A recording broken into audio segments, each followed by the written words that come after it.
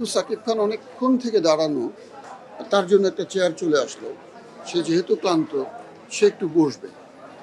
তো সাকিব খান তখন বললেন যে আগে এজাজ ভাইকে চেয়ার দাও, উনি বসুন, তারপর আমি বসবো। সাকিব খানের সঙ্গে আমার এর আগেও বেশ কয়েকটি কাজ হয়েছে। তার সঙ্গে কাজ করার অভিজ্ঞতা অবশ্যই অনেক সুন্দর। কারণ সাকিব খানের এই গুণটি আমরা সবাই বলি, যারাই তার সঙ্গে কাজ করেছি সবাই বলি যে সহশিল্পীদের সঙ্গে তার যে আচরণ, এটা অনেক সুন্দর এবং এটা সবসময় আমাদেরকে আপ্লুত করে। কলকাতায় শুটিং হচ্ছে, ছোট্ট একটা দৃশ্যের কথা বলি। সবুজও সে দৃশ্যটা দেখেছে এবং সবুজও আপ্লুত হয়েছে।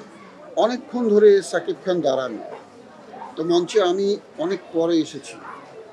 তো যেহেতু সাকিব খান অনেকক্ষণ থেকে দাঁড়ানো, তার জন্য একটা চেয়ার চলে আসলো। সে যেহেতু ক্লান্ত, সে একটু বসবে।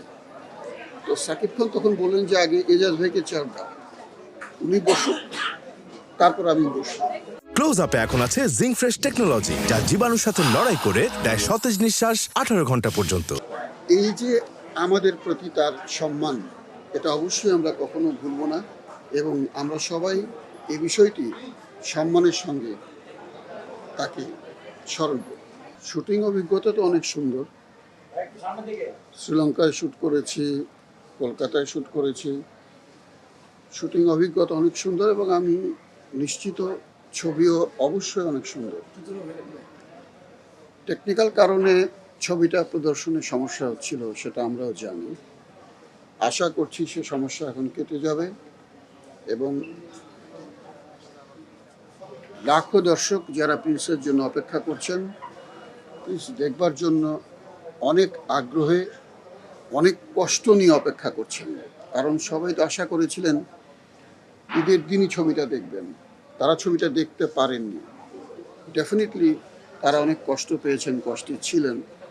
আশা করছি এখন সেই কষ্টটা লাঘব হবে এবং তারা অনেক উচ্ছ্বাস নিয়ে প্রিন্স ছবি দেখবেন এবং আমি নিশ্চিত তারা অবশ্যই উচ্ছ্বসিত হবেন।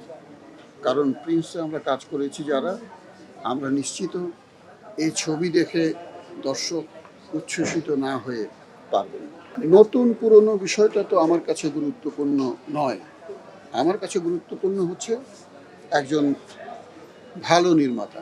আবু হায়াত অবশ্যই অনেক যত্ন করে ছবিটি বানিয়েছেন, সেটা আমরা দেখেছি।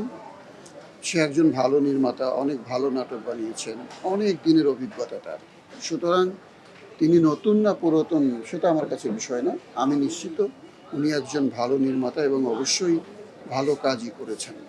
দর্শকরা অবশ্যই তার কাছ থেকে ভালো কাজই পাবেন।